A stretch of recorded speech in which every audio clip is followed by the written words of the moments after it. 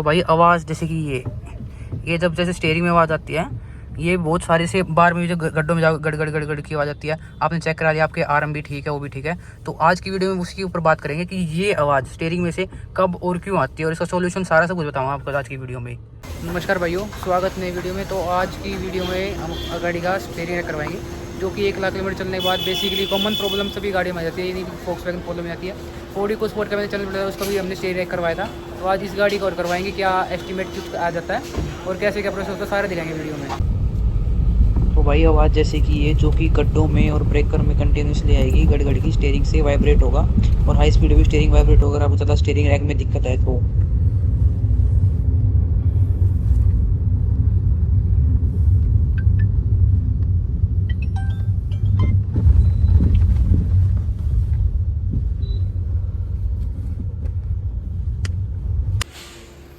तो भाई steering rack को रिपेयर करने के लिए या बदलने के लिए जो भी आप करवाओ, उसके लिए इसकी नीचे से गाड़ी की पूरी चेसी खुलती है, उसके ऊपर ही जो इसका स्टीयरिंग रैक रखा होता है, चेसी बोल लो या क्रॉस मेंबर बोल लो, अलग अलग कंपनी इसको अलग अलग नाम से रिकॉल करती है।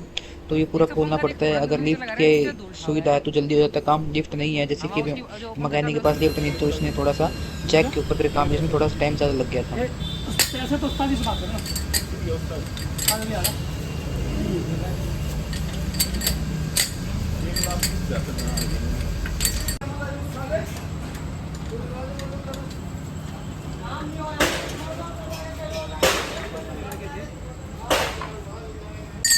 भाई Volkswagen और स्कोडा जर्मन जैसी गाड़ियों में, इनमें काफ़ी ज़्यादा नट वगैरह और काफ़ी चीज़ लॉक वगैरह होती है, जो कि खोलने में आम गाड़ियों से ज़्यादा टाइम लग जाता है। यही कोई मारुति होती तो उसका ये काम लगभग 2 घंटे में सारा हो सकता है, लेकिन इसका निकालने में 1 घंटा तकरीबन लग जाता है।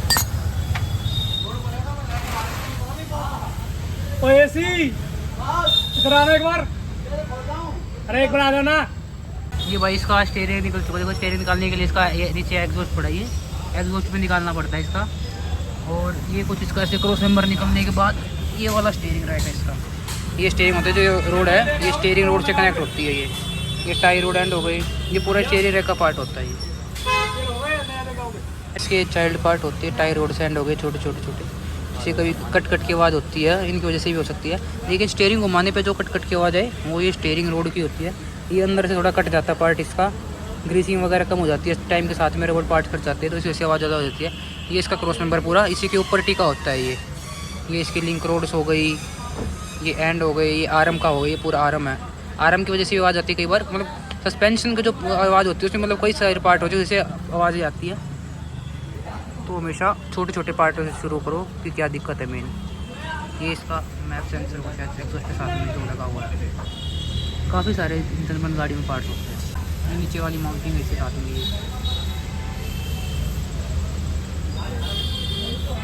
और वैसे एक चीज़ है, ये पार्ट देखो गाड़ी के नीचे होता है, मतलब वो 10 साल पुराना हो चुका है और अभी तक कहीं से भी कोई गिलावट नहीं आई किसी पार्ट में।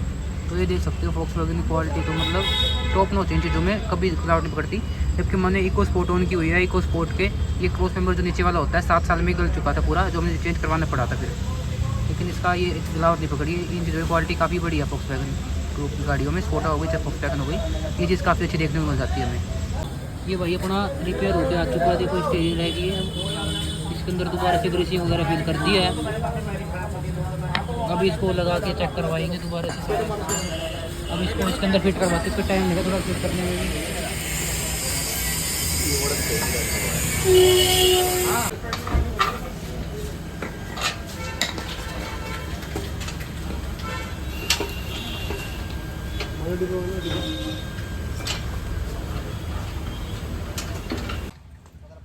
Electronic mechanic.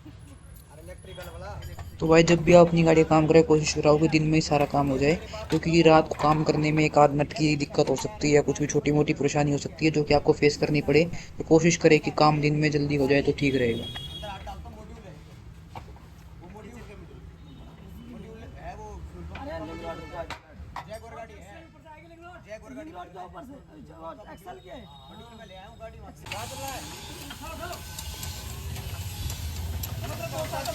भाई Volkswagen में पार्ट इतने ये भारी है कि 3 आदमी के साथ जैक से मिलके ये उठाना पड़ रहा है, क्योंकि ऐसे 2-3 बंदों को चाहिए होता है, क्योंकि पार्ट्स बहुत भारी है इस गाड़ी के।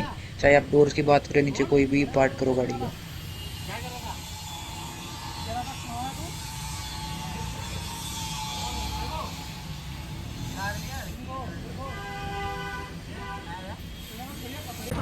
भाई खुद की गाड़ी का काम है तो अपनी आंखों के आगे देखना है, बहुत संतुष्टि फील होती है इस काम के अंदर कि आपकी आंखों के आगे वो सारा काम हो रहा है जो कि आप करवा रहे हो, तो एक अलग सेटिस्फेक्शन फील होती है।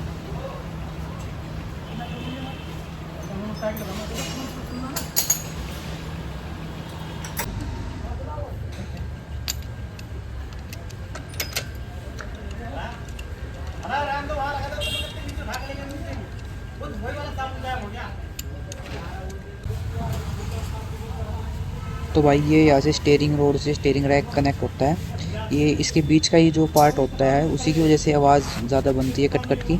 जब ये नीचे वाला पार्ट ठीक हो जाता है तो ये आवाज़ ख़त्म हो जाती है। अब जैसे कि आपको आगे वीडियो में दिखाऊंगा।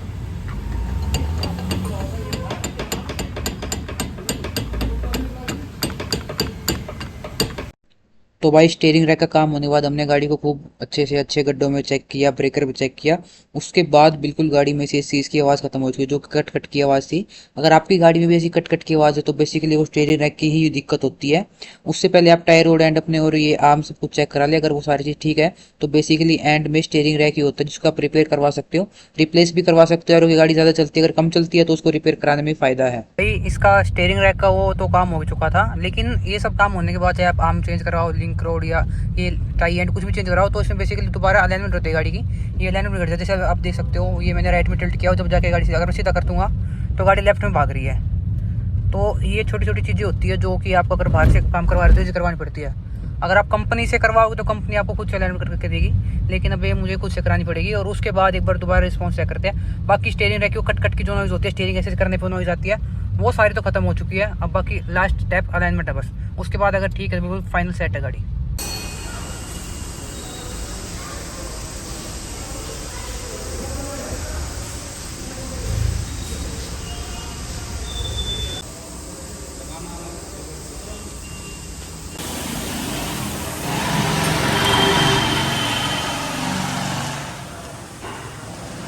स्टीयरिंग में से कोई कट कट की आवाज़ नहीं है जो पहले आ रही थी, और ना ही गड्ढों में। हमने चित्र से बड़े बड़े गड्ढों में भी और जो छोटे मोटे बोतल्स होते हैं सब में टेस्ट करके देख लिया। तो अभी अपना स्टीयरिंग रैक कामयाब हो चुका है रिपेयर होने के बाद।